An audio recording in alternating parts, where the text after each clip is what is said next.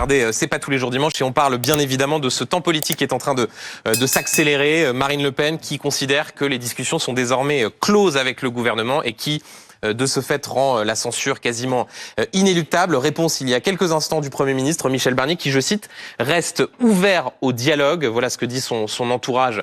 Voilà le message qu'il adresse au Rassemblement national, comme l'impression d'un dialogue de sourds. Je vous présente celles et ceux qui vont m'accompagner dans ce débat de la semaine. Bonsoir Ségolène Royal. Bonsoir. Merci d'être avec nous ce soir, ancienne ministre. Bonsoir Guillaume Tabar. Bonsoir Benjamin. Éditorialiste politique au Figaro. Bonsoir Fabien Roussel. Bonsoir. Secrétaire national du Parti communiste français. Et bonsoir Mathieu Croissando. Bonsoir. Éditorialiste politique BFM TV. Juste avant de vous entendre, madame, messieurs, on va aller tout de suite sur le terrain retrouver Alizé Boissin au siège du Rassemblement national. Alizé, c'est une prise de parole, une déclaration de Marine Le Pen à nos confrères de l'AFP qui sonne comme un coup de tonnerre et qui rend cette motion de censure inéluctable. Oui, absolument. Après des discussions qui devaient avoir lieu ce week-end, Marine Le Pen le dit très clairement, le gouvernement a mis fin aux discussions. Le message est on ne peut plus clair de la part de Marine Le Pen à propos du budget qui doit être présenté, le budget de la sécurité sociale qui doit être présenté demain à l'Assemblée nationale. Même son de cloche du côté du président du Rassemblement national, Jordan Bardella, qui s'est exprimé un petit peu plus tôt sur X, je cite, l'entêtement et le sectarisme, la minorité du gouvernement met fin au cycle des négociations. Et vous le voyez, c'est donc très clair. Et donc avec cette fin de discussion, c'est vrai que le gouvernement s'expose encore plus à une motion de censure parce que ce budget de la sécurité sociale, il irrite aussi bien la gauche que l'extrême droite. Et on le sait, si la gauche et l'extrême droite s'allient pour pouvoir faire tomber le gouvernement de Michel Barnier, cela serait une première depuis 1962, depuis le gouvernement Pompidou. Alizé Boissin, en direct du siège du Rassemblement national. Juste avant de vous entendre, on va bien évidemment décrypter ce qui apparaît comme une motion de censure de fait de plus en plus inéluctable. Sont en direct avec nous deux protagonistes de ce qui est en train de se jouer. Mathieu Lefebvre, député Ensemble pour la République du Val-de-Marne, et Laurent Jacobelli, porte-parole du Rassemblement national et député de Moselle. Laurent Jacobelli, je me tourne d'abord vers vous. Cette phrase de Marine Le Pen qui donc considère que les discussions sont désormais closes. Pour que les choses soient extrêmement claires, ça veut donc dire que vous, Laurent Jacobelli, député, allez voter la motion de censure et donc allez aboutir à ce que le gouvernement de Michel Barnier chute. C'est ce que souhaite apparemment le ministre des Comptes Publics, M. Saint-Martin, puisque quand il dit que ses portes et ses fenêtres resteront fermées à Bercy, que c'est comme ça et qu'on n'a qu'à se taire et que toute discussion est close, oui, effectivement, on se rapproche de la censure. C'est quand même dommage.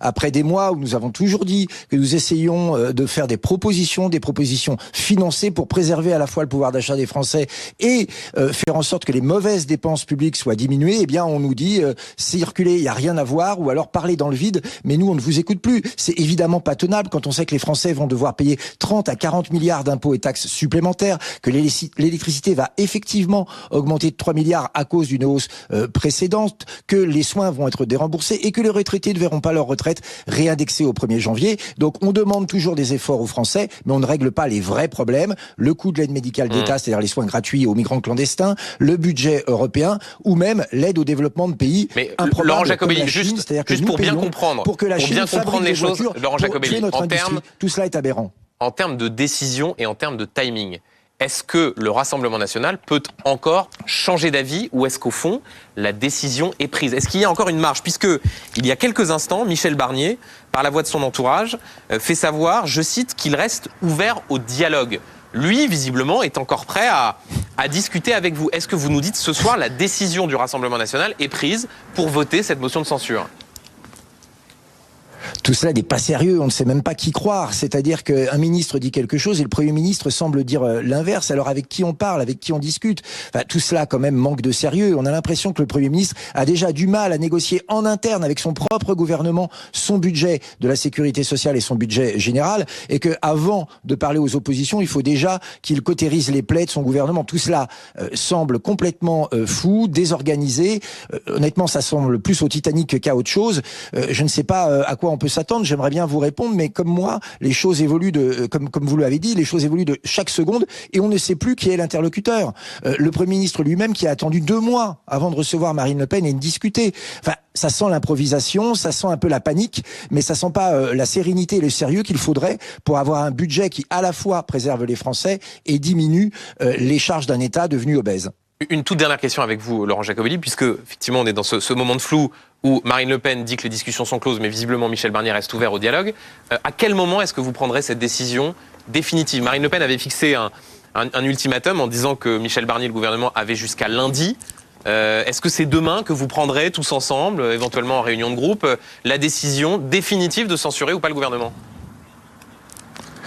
Je me permets de vous corriger, Benjamin Duhamel, c'est pas un ultimatum, c'était la date du calendrier parlementaire qui faisait que c'était demain que ce budget de sécurité sociale, le PLFSS comme on dit, serait étudié. Donc c'est pas un ultimatum de notre part, c'est juste la date logique où on va voir le texte et où on va se décider. Évidemment, ce sera une décision collective, comme toujours au Rassemblement national, avec bien sûr le parti et Jordan Bardella. Mais très honnêtement, le Premier ministre et son gouvernement ne donnent pas l'impression de vouloir beaucoup discuter. Ce soir, à quelques heures de la remise du budget, enfin vous imaginez, on avait des semaines, des mois pour le faire de manière intelligente. Nous avions fait un contre-budget équilibré avec des propositions d'économie à faire. Tout cela était sur la table pour une discussion. Nous avions prévenu avant même la nomination de monsieur Barnier quelles pouvaient être nos lignes rouges. Rien jusqu'à la dernière heure où chacun parle et va dans un sens opposé. Le ministre début du budget va à gauche, le Premier ministre va à droite. Enfin, tout le monde s'exprime pour ne rien dire. Tout ça est quand même très confus.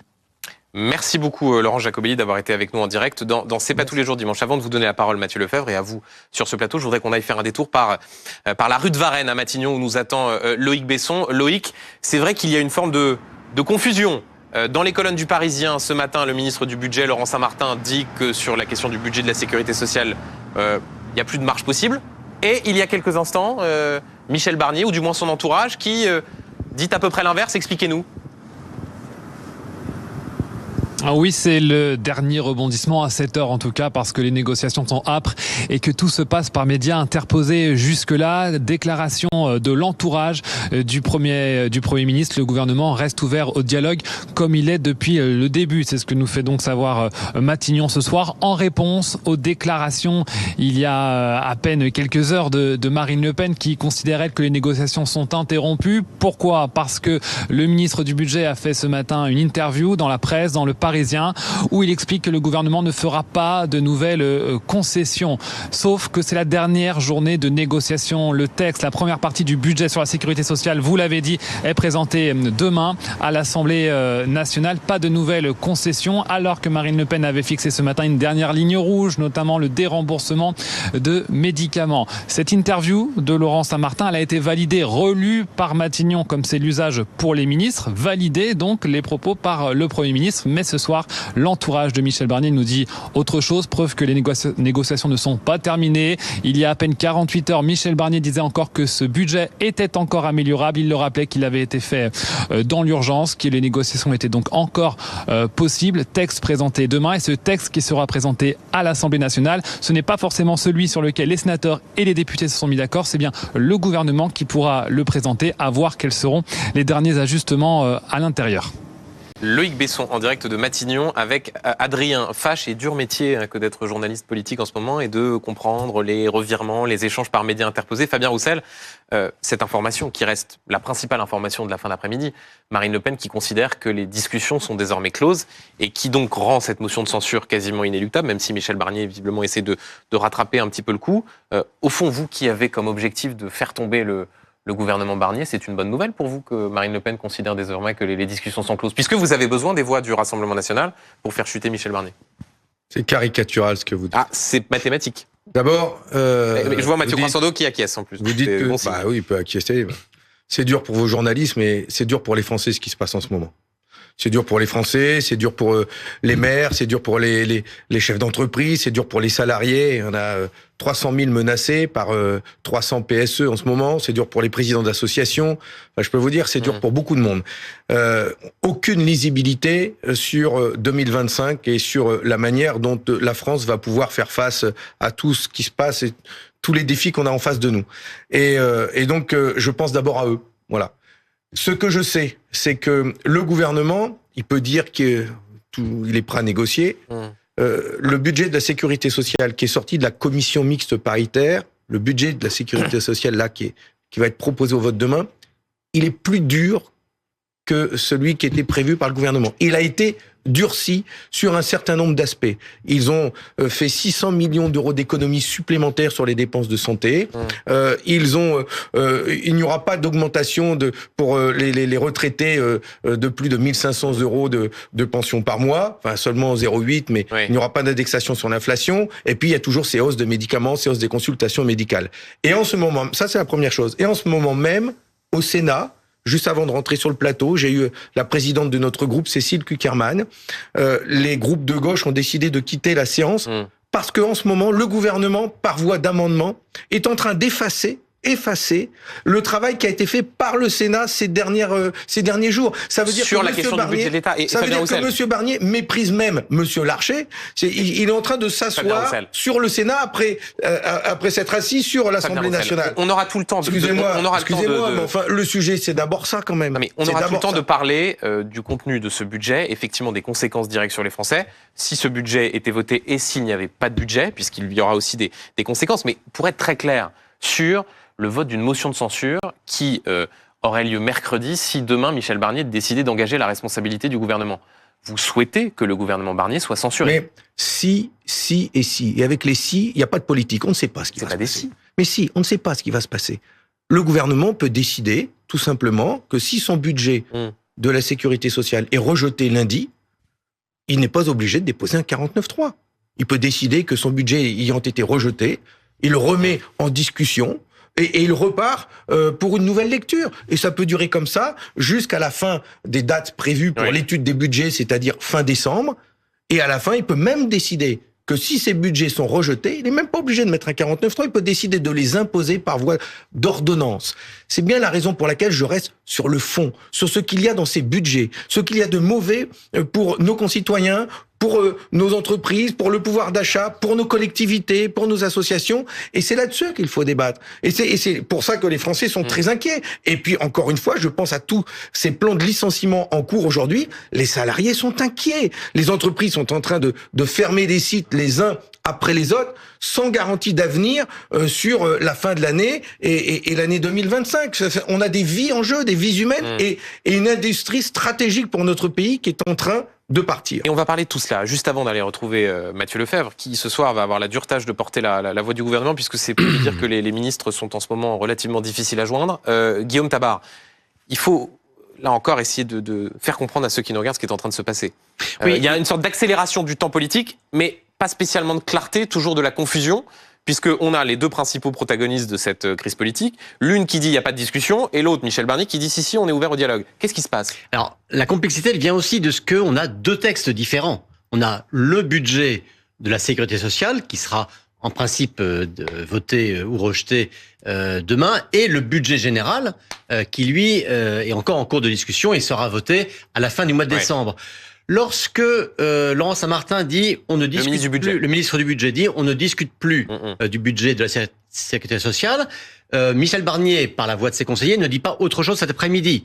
Ce que dit Matignon, en tout cas ce qu'il disait il y a encore quelques minutes, c'est de dire effectivement on ne touche plus au budget de la sécurité sociale, dans la mesure où il a... Et on reste ouvert au dialogue sur le budget de l'État plus tard. Et même Matignon est plus précis en disant que s'il y a encore des choses à discuter, y compris avec le RN, c'est-à-dire qu'avec tous les partis, qui soient de gauche, du socle commun ou même du RN, on peut encore en discuter, mais dans le cadre du budget. Et ce dont le RN ne veut pas, c'est que cette discussion soit renvoyée à ce budget général et met la pression sur ce budget de la sécurité sociale. Moi, le petit point qui m'étonne, c'est que cette déclaration de Laurent Saint-Martin, par définition, c'était dans le Parisien ce matin. Ça a été relu par Matignon. Non seulement ça a été relu par Matignon, mais Marine Le Pen l'a lu ce matin en se levant. Je sais pas à quelle heure elle s'est levée, mais enfin, cette déclaration, elle l'a découverte ce matin. Or, la réaction très vive, très nette du RN pour dire ça y est, c'est la fin de toute négociation. Ce communiqué, il tombe à 17h.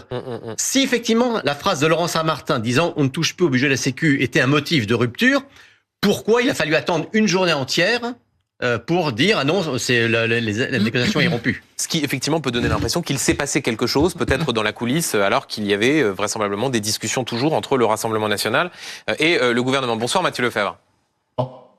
Merci d'être avec nous ce soir. Marine Le Pen qui considère donc que les discussions sont closes avec le gouvernement Barnier. Ça y est, le sort du gouvernement de Michel Barnier est scellé. Il va tomber mercredi ?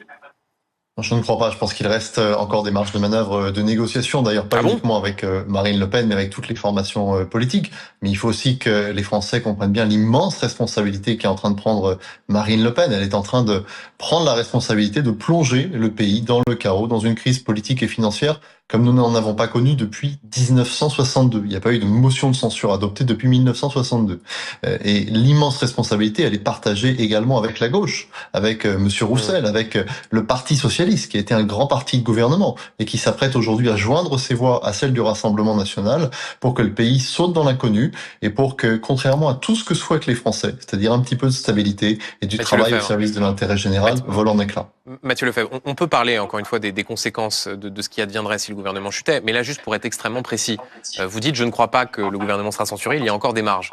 Marine Le Pen demande à ce qu'il y ait des évolutions sur le budget de la sécurité sociale. Or, il y a eu un accord entre députés et sénateurs et le gouvernement dit maintenant qu'il y a eu un accord, ce qu'on appelle une commission mixte paritaire conclusive, on ne touche plus au texte. En quoi les choses pourraient évoluer d'ici à demain ? Mais le budget, c'est un tout. Regardez même, le budget de l'État a évolué tout à l'heure au Sénat. Il devait y avoir une taxe sur le gaz. Elle a été annulée par les sénateurs. C'est ce que nous demandions également. Ça va plutôt, me semble-t-il, dans le bon sens pour protéger le pouvoir d'achat des Français. Ce qui me semble être, je crois, une priorité de Marine Le Pen. Mais enfin, on ne va pas non plus céder au chantage. Il faut cesser ce dialogue de sourds avec un maître chanteur. Et Laurent Saint-Martin a tout à fait raison de dire maintenant ça suffit. Le gouvernement présente une copie qui est une copie d'effort. Il l'assume comme telle et c'est pas facile de le faire. Mais il faut cesser avec Marine Le Pen qui demande tout et son contraire. Elle demande à la fois des concessions et elle s'étonne que ces concessions coûtent de l'argent. À un moment donné, je me demande si elle est véritablement dans le dialogue, si elle a véritablement envie que ces négociations aboutissent. Vous savez, dans une négociation, il faut être au moins deux. Marine Le Pen, elle change d'avis assez régulièrement. Elle fixe des nouvelles lignes rouges toutes les 2 heures. Tout cela n'est pas très sérieux et le gouvernement a raison de dire que le texte sur lequel nous allons nous prononcer demain est issu d'un compromis entre députés et sénateurs. C'est pas le gouvernement qui l'a fait, c'est un compromis entre députés et sénateurs et ça a de la valeur.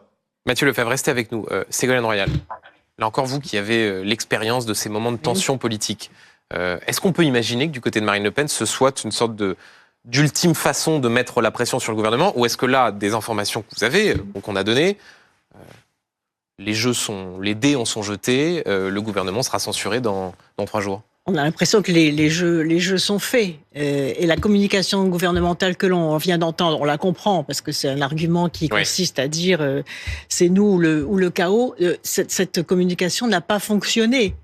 Car comme l'a très bien dit Fabien Roussel, les gens se préoccupent d'abord de ce qu'il y a dans le budget et ils ont compris que les lendemains allaient être très très difficiles, à la fois pour leur santé, pour leur école et pour leur pouvoir d'achat.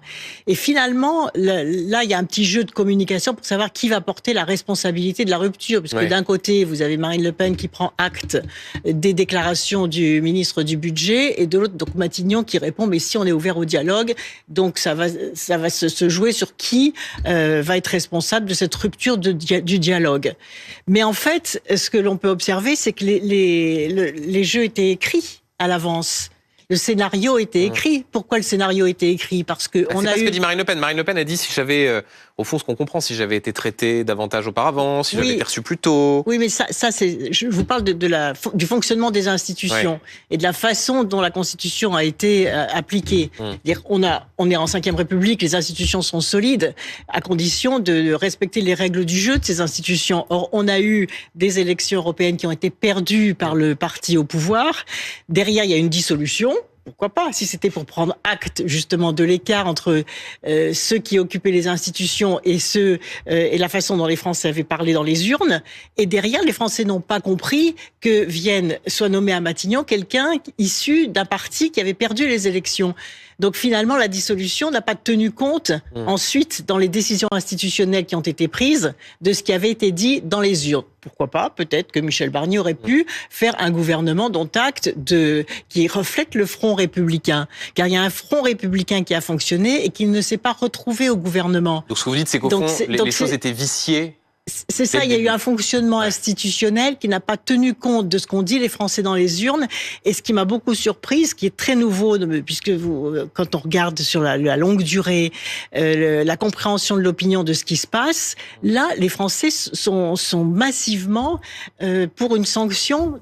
Ils ont compris que les décisions qui avaient suivi leur vote, ce vote n'avait pas été respecté. C'est quand même très étonnant dans un pays comme la France que massivement les Français veulent en effet la démission d'un gouvernement, que massivement les Français ont compris que les lois telles qu'elles avaient été votées dans le budget, dans le projet de loi de finances de la sécurité sociale n'allaient pas dans le sens de ce qu'ils avaient dit dans les urnes.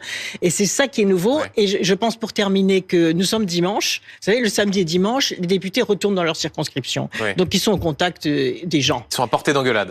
Exactement. Donc, qu'est-ce qu'ils ont eu observé les élus du Rassemblement national? C'est qu'à la base, les gens n'en peuvent plus. Et ils veulent effectivement qu'il y ait une mutation des institutions. Et donc aujourd'hui, si effectivement le gouvernement est démissionnaire, la vraie responsabilité d'Emmanuel Macron, c'est que ça ne traîne pas et que le lendemain, il y a un gouvernement qui soit mis en place, parce que là, ça va très mal sur le plan effectivement des équilibres économiques et des marchés financiers. Fabien Roussel, je vous donne la parole dans un instant puisque vous répondrez au fond aux arguments, notamment ceux de Mathieu Lefebvre, c'est-à-dire la responsabilité de celles et ceux qui soutiendraient une censure. Juste avant, Mathieu Croissando, puisque c'est ce que vient de dire Ségolène Royal, il faut là expliquer à ceux qui nous regardent et qui n'ont pas forcément en tête toutes les subtilités du jeu parlementaire, puisqu'on dit 49.3, motion de censure, certains disent même, mais s'il n'y avait pas de 49.3, les débats pourraient continuer. Là, les scénarios dans les jours qui viennent, concrètement, comment est-ce que ça se passe ? Déjà demain, le texte du projet de loi de financement de la sécurité sociale arrive à l'Assemblée. Il a été issu d'une ce qu'on appelle une commission mixte paritaire, c'est-à-dire que le Sénat et l'Assemblée se sont mis d'accord sur cette version de texte. Il faut savoir, il y a une subtilité, c'est que le gouvernement peut en faire ce qu'il veut. Il peut reprendre ce texte, ou y ajouter, ou en enlever des paragraphes et des amendements. Ce texte, il va être présenté demain. Michel Barnier n'a pas de majorité à l'Assemblée, on le sait. Il a donc deux choix. Soit il engage la responsabilité de son gouvernement pour faire adopter ce texte sans vote, et donc il utilise pour cela l'article 49 alinéa 3 de la Constitution, ce qui l'expose à une motion de censure. Un gouvernement peut faire ça, mais les oppositions peuvent riposter en disant il n'y a pas de vote, mais nous, vous avez engagé la responsabilité de votre gouvernement, on dépose une motion de censure. C'est ce qui se passera mécaniquement. Le nouveau Front populaire, parce que depuis le début, il a dit que quoi qu'il arrive, quel que soit le sujet, il déposerait des motions de censure contre le gouvernement de Michel Barnier. C'est pas vrai ça. C'est pas vrai? Non, c'est pas vrai, non. C'est pas vrai. Dès le début, Fabien Roussel. Mais enfin, vous avez dit ce gouvernement est légitime. Vidéo. Ah non, pas vous aussi, vous avez demandé la barre. Vous personnellement. Non, mais personnellement, moi je suis pas personnellement. Même François Hollande a dit qu'il voterait la censure. Vous n'êtes pas tout. Arrêtez. Je finis juste. Vous juste. pas toutes les censures, pas comme ça, pas systématiquement. Enfin, on n'est pas bébête quand même. Il y a une époque, vous vouliez, pas vous, mais certains appliquaient votre programme, votre programme. Mais c'est pas nous. Députés. Dites-le. C'est France Insoumise, Jean-Luc Mélenchon. Arrêtez. C'est vous qui le dites. Donc le nouveau Front populaire. Je reviens juste pour que cette motion de censure soit adoptée. Pour que cette motion de censure soit adoptée, il faut que les voix du Rassemblement national s'ajoutent à celles du nouveau Front populaire. Donc ça, c'est le scénario motion de censure. Et puis un scénario... Et juste, Mathieu Croissando, si cette motion de censure est adoptée, le gouvernement tombe immédiatement. Le gouvernement expédie les affaires courantes et Emmanuel Macron doit nommer un nouvel gouvernement. Et il peut même, subtilité, renommer Michel Barnier Premier ministre, puisqu'on parle de 1962. Il faudrait mieux cette fois respecter le vote des électeurs. Mais bien entendu, on est bien d'accord. Le nouveau Front populaire qui est arrivé en tête. On est bien d'accord que la responsabilité, elle est double. Il y a une responsabilité. Il y a une responsabilité immense de Michel Barnier, présenté comme le meilleur des négociateurs de France et qui se retrouve dans la seringue à la veille de la présentation du projet de loi de financement de la sécurité sociale, preuve que la négociation ne s'est pas déroulée comme elle aurait peut-être dû l'être. Et puis, il y a une responsabilité quand même immense, parce que c'est une chose d'être contre un budget, c'en est une autre de vouloir faire tomber un gouvernement, c'en est encore une autre de vouloir faire tomber un gouvernement dans une situation politique chaotique, et c'en est encore une autre de vouloir faire tomber un gouvernement dans une situation chaotique avec les voix du Rassemblement national, parce que je ne suis pas persuadé non plus que c'était le message porté par les électeurs du Front républicain. Fabien Roussel, vous avez entendu Mathieu Lefebvre, qu'on réentendra dans un instant, sur la responsabilité que vous prenez à faire tomber un gouvernement, à soutenir une motion de censure, et prendre le risque des conséquences économiques, financières. Je ne parle pas tant là du shutdown, puisqu'on a beaucoup expliqué sur ce plateau qu'il y aurait une loi spéciale, que le gouvernement pourrait reconduire le budget 2024. Mais vous parliez il y a un instant des plans sociaux, de la question de l'emploi industriel. Quand un gouvernement tombe, que les taux d'intérêt augmentent sur les marchés financiers, qu'il y a un problème de confiance des investisseurs, faire tomber un gouvernement, est-ce que c'est vraiment la meilleure chose qu'on peut faire pour aider l'emploi ? Mais notre objectif, c'est pas de faire tomber un gouvernement. Notre objectif, c'est pas d'avoir la tête de Michel Barnier. Moi, j'en veux pas, ce garçon. Moi. C'est pas le sujet. Le sujet, c'est la politique qui va être menée dans notre pays. C'est de respecter les choix des Français exprimés lors des précédentes élections. Il y a un problème démocratique, le respect des urnes, du vote. Ça, c'est la première chose que nous demandons. Les Français, moi, ceux que je rencontre me disent, mais ça sert à quoi d'aller voter? On a voté majoritairement contre la politique de M. Macron, contre les politiques de droite, et on a un gouvernement de macronistes et de LR qui sont arrivés bon dernier. Il y a un problème démocratique. La deuxième chose, c'est que moi, j'ai le souci des intérêts de la France, de mon pays. Je défends mon pays. Je défends ses intérêts économiques, je défends le progrès social, la justice sociale. Or, ce budget qui nous est proposé va conduire la France à la récession.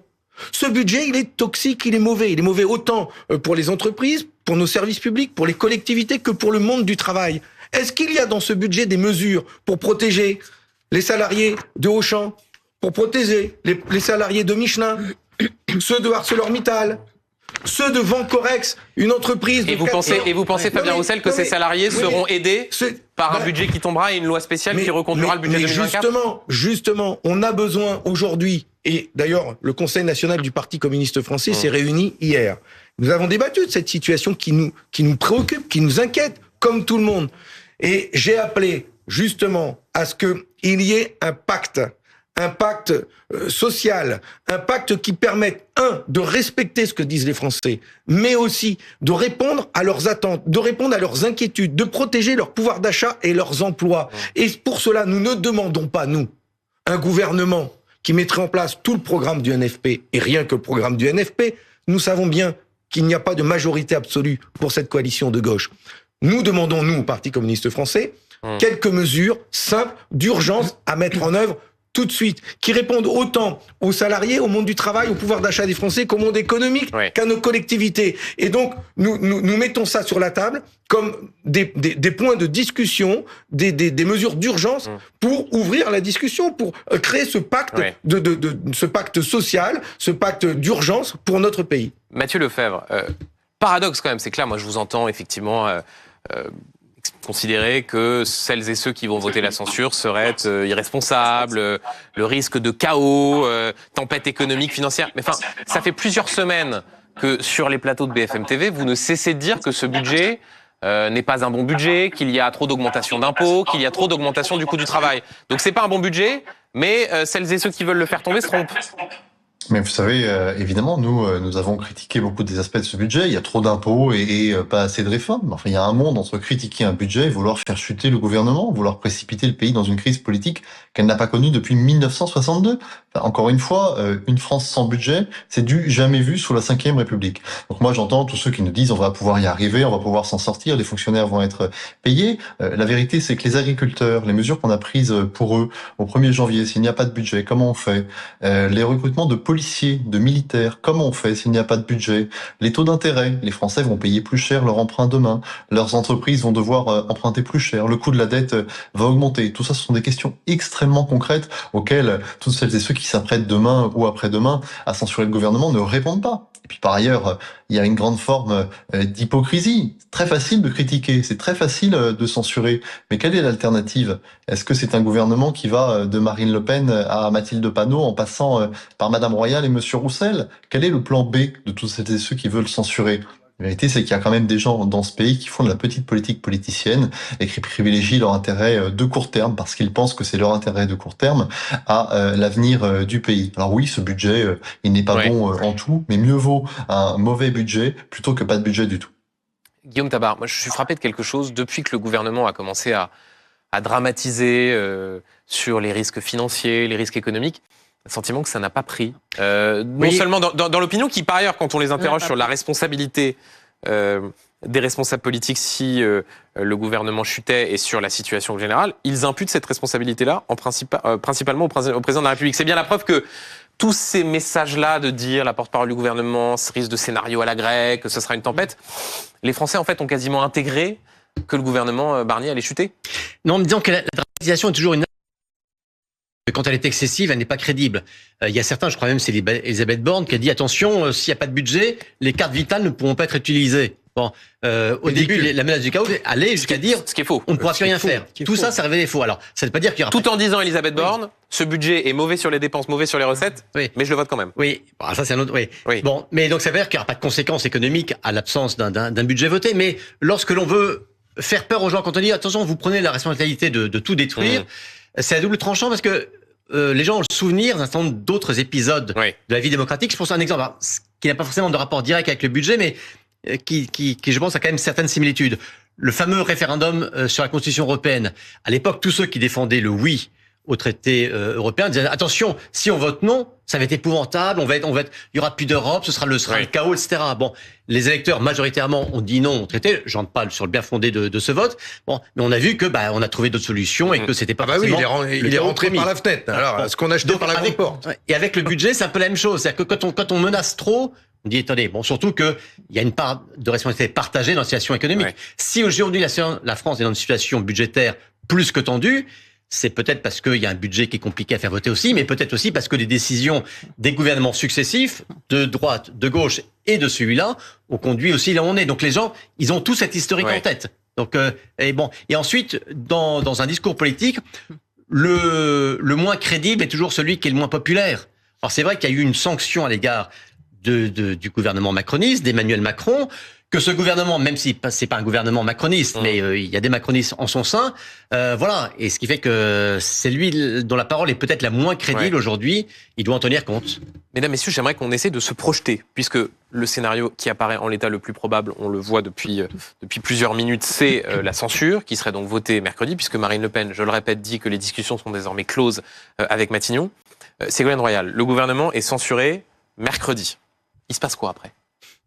Il y a la nomination d'un nouveau Premier ministre, le président de la République. Avec et quelle nomination, possible, au fond, permettrait de débloquer le jeu institutionnel ? Parce qu'on peut continuer à nommer des Premiers ministres. La donne parlementaire reste la même. Quel est le bon critère ? C'est la stabilité. Oui, c'était déjà le critère invoqué pour Michel Barnier. C'est l'instabilité. Oui, mais comme Michel Barnier était issu d'un parti qui a perdu les élections, il ne pouvait pas y avoir de stabilité, sauf s'il était à même de constituer un gouvernement qui reflète ce qui s'était passé dans les urnes, c'est-à-dire un front républicain. C'est-à-dire une alliance avec la gauche, le centre, une partie de la droite républicaine, pourquoi pas, ceux qui se sont retrouvés dans ce front républicain. Et là, il y a eu un gouffre entre ce qui s'est fait et ce qui s'était dit dans les urnes. Alors, c'est pas étonnant non plus, parce que c'est vrai que c'est une première dans le fonctionnement de la Ve République. Il y a eu des tâtonnements, etc. Michel Barnier, je pense, a fait pour le mieux. D'ailleurs, il faut lui donner le point sur le quitus par les institutions européennes. C'est, je pense, parce qu'il a la crédibilité auprès des institutions européennes. Vous avez vu que les institutions européennes ont accepté le projet de budget. Donc, ce qu'il faut maintenant, c'est imaginer un gouvernement. Ça relève du président de la République. Puisque vous dites, au fond, le problème de Michel Barnier, c'est qu'il était issu d'un groupe minoritaire. Ce qui est vrai. Ça veut dire quoi ? Mais ça aurait pu marcher, ça aurait pu fonctionner. Il faut que Emmanuel Macron nomme quelqu'un de gauche ? En tout cas, il faut essayer de nommer quelqu'un de gauche, bien évidemment, puisque c'est le groupe qui est venu en tête, qui est sorti en tête des urnes. Mais c'est logique que ce soit quelqu'un de gauche. C'est pas le groupe en tête, c'est la coalition en tête. La coalition en tête. C'est le RN qui reste le premier groupe à l'Assemblée. Une coalition qui s'est présentée avec un programme contre le RN et une coalition qui est arrivée en tête. Donc bien sûr, en tout cas, il faut essayer. Ça, c'est la logique. Parce que quelle est l'autre alternative ? C'est de renommer quelqu'un d'un parti qui a perdu les élections ? Ça ne marchera pas. Mais Fabien Roussel, si je suis la logique de Ségolène Royal, nomination d'un Premier ministre de gauche, pourquoi ce Premier ministre ou cette Première ministre, peut-être y a-t-il des candidatures qui peuvent être impromptues, pourquoi cette candidature-là ne serait pas censurée là où Michel Barnier l'a été ? Ben justement. Parce que si vous additionnez les forces opposées à la gauche, je dénonce ce discours sur le chaos qui dramatise la situation. C'est honteux que ce chaos soit là brandi comme une menace. C'est insupportable. Il y a des solutions. On a des institutions, on a une constitution qui nous protège. De un, la première chose à faire, c'est de respecter le peuple. On ne gouverne pas contre lui. Faire le bien du peuple contre son avis, contre son gré, on a déjà vu comment ça se passait. C'est pas bien. On ne fait pas le bien du peuple contre lui. On le respecte. Et donc on respecte le Parlement. Il faut commencer par respecter le Parlement. Il faut un accord de non-censure comme le propose Boris Vallaud, c'est-à-dire se mettre d'accord sur un certain nombre de textes et de ne pas censurer ? D'abord, je rappelle à vos auditeurs, aux auditrices, que à l'Assemblée nationale, les députés ont travaillé avec cette assemblée bigarrée où il n'y a pas de majorité absolue, mais ils ont travaillé et ils ont voté un budget compatible avec ce que la gauche défend dans ses mesures, c'est-à-dire un budget qui préfère taxer le capital plutôt que le travail et qui a été adopté. Le gouvernement a décidé Fabien Roussel, qui aurait été censuré dans la minute. Attendez.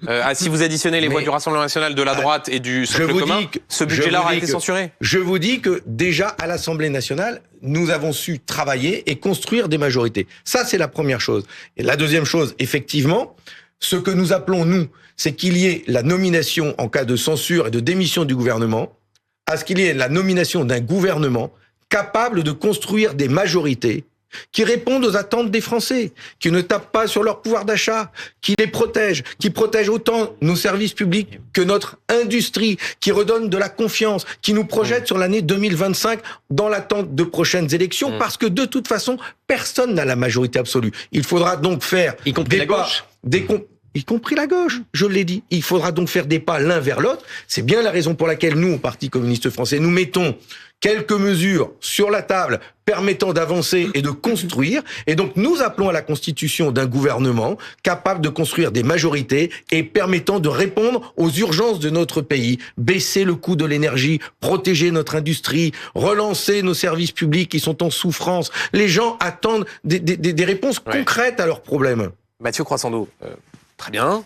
La gauche, un budget qui effectivement avait été construit, mais qui aurait, s'il avait été soumis au vote, qui aurait suscité une censure immédiatement. Quel est le scénario qui peut débloquer le jeu institutionnel ?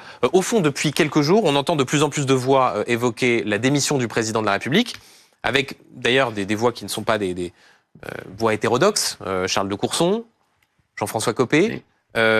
Est-ce que ça, c'est ce qui va arriver si le gouvernement tombe ? Au fond, est-ce que ce débat va s'imposer là ? Non, parce que je pense que rien constitutionnellement n'oblige le président de la République à démissionner. Je pense que politiquement, il n'a pas été au bout de toutes les options politiques, parce que si un gouvernement tombe, on peut essayer d'en nommer un autre. On peut tenter le coup à gauche, comme nous le présentent Ségolène Royal et Fabien Roussel. Il y a une piste de gouvernement technique.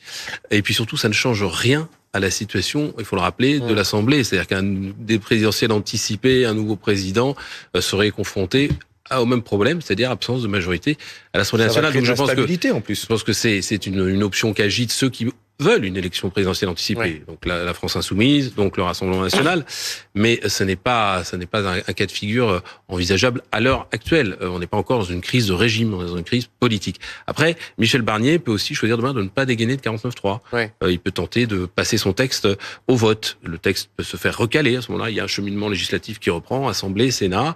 Et puis, si jamais ça dure, Michel Barnier peut brandir un article moins connu, mais qui est le 47.1 de notre Constitution, qui permet, quand le budget n'a pas été adopté dans les temps, de l'adopter par ordonnance. Et donc à ce moment-là, la France serait dotée d'un budget par ordonnance. Alors ensuite, il faut les ratifier. Qui serait terrible démocratiquement, mais effectivement, c'est une des voies de passage sans motion de censure. Et vous auriez la possibilité, au Nouveau Front Populaire, de déposer ce qu'on appelle une motion de censure spontanée. Donc de tenter de faire renverser le gouvernement. Si, tout à fait. Mais en tout cas, il n'y a pas de risque de shutdown, comme aux États-Unis. Il y a une continuité qui s'impose, malgré la volonté des Français, donc y compris un budget imposé au forceps, même 149.3, ce qui est terrible quand même, démocratiquement. Ça pose quand même beaucoup de questions. Le scénario de démission du président de la République, effectivement, Mathieu Croissando le rappelait, Jean-Luc Mélenchon considère que c'est inéluctable, une présidentielle anticipée.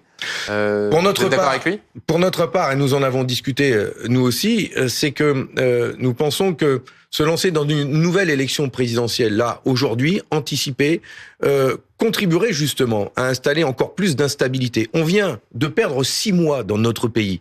Les tergiversations du président pour nommer un nouveau gouvernement pendant tout l'été. Enfin, on vient de perdre 6 mois. On va perdre encore 6 mois. Ça veut dire que la France risque de perdre 1 an en tout, sans vision, sans ambition, sans trajectoire. Mais c'est dévastateur, c'est terrible. Moi, je préfère aujourd'hui que le président de la République assume sa responsabilité, admette qu'il y a une coalition qui a gagné les élections, que la gauche doit avoir la possibilité de construire des majorités, et puis qu'on passe à autre chose. Mais qu'on donne une lisibilité à notre pays pendant une année, et effectivement, en obtenant de la part des macronistes la non-censure sur un gouvernement qui serait mis en place, parce qu'il faut donner de la stabilité au pays. Oui, juste un petit mot arithmétique, parce que M. Roussel répète que la gauche a gagné ses élections, etc. Il faut juste rappeler la réalité de ce scrutin et la réalité du paysage politique aujourd'hui. C'est que si la question est quel est le parti qui est arrivé en tête dans les urnes et qui est le premier groupe à l'Assemblée nationale, c'est le Rassemblement national. C'est le Rassemblement national. Si la question est de savoir quelle était la première coalition électorale, c'était le nouveau Front populaire dans les urnes. Mais la question d'avoir quelle est la première coalition gouvernementale, ça reste le socle composé par les 3 partis de l'ancienne majorité macroniste et par LR aujourd'hui. Et donc, le respect des urnes, le respect des institutions, c'est aussi la réalité arithmétique. Et la réalité arithmétique, c'est que, une fois encore, le nouveau Front populaire n'est ni le premier parti. Objection, votre honneur. Non, juste pour terminer, c'est qu'on a une coalition électorale, mais on n'a pas une coalition gouvernementale. Alors, rapidement, les 2 objections de Ségolène Royal et Mathieu Croissant-D'Ault. Tout le monde ne veut pas gouverner avec Jean-Yves Mélenchon, vous oubliez le Front républicain. Vous oubliez que pour se faire élire sur le terrain, les gens étaient capables, à gauche, au centre, et disons pour aller vite à la droite républicaine, de s'allier auprès des électeurs qui les ont suivis. Donc il faut un gouvernement qui soit à l'image, piloté par la coalition qui est en tête, mais à l'image, ouvert au centre, ouvert à la droite républicaine. Très rapidement. Plutôt que de se battre pour la démission d'Emmanuel Macron, les partis politiques devraient se battre pour une dissolution à venir. Parce que s'il y a blocage politique, la responsabilité d'Emmanuel Macron, démocratique, c'est d'annoncer ce qu'il fera en avant à juillet prochain.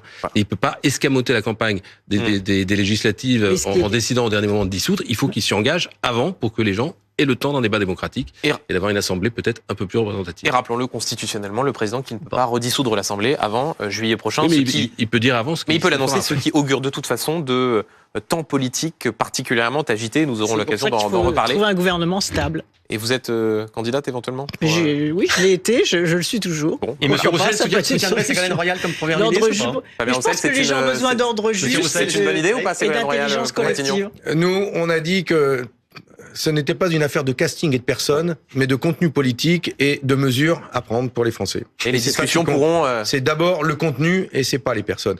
On ne manque pas de candidats pour pouvoir assumer ses responsabilités. Ça fleurit de partout, donc il n'y a pas de problème. Merci beaucoup, madame. Merci Ségolène Royal. Et merci, messieurs, d'être venus sur ce plateau dans C'est pas tous les jours dimanche.